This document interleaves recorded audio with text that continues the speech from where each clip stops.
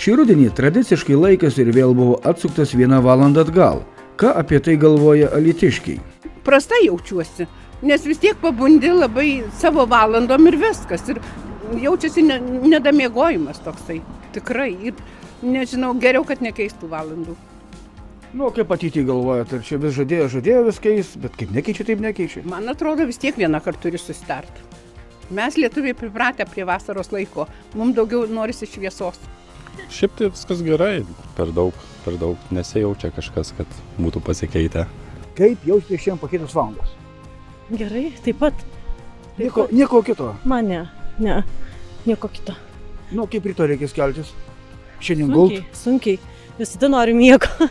Visada. Jūs pagalvokit, dabar 3 valandą tuoj bus tamsu.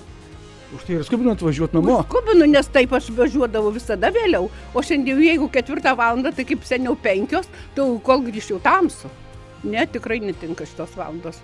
Ir tai dar tik pradžia, kuo toliau taigi tamsės. Taip, aš tą ir turiu omeny, kad visai tamsu, 3 valandą būna tamsu. Aš jau negaliu iš miesto atvažiuoti į sodą, nes jau man trūksta valandų. Nesvarbu koks laikas, ne. Reikia vasaros. Ir nuotaikos. Ir nuotaikos. Taip. Gal kai keičiasi pavasarį, tai ne kažką.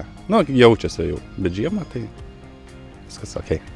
Danielius net, visur Danielius dalyvauna.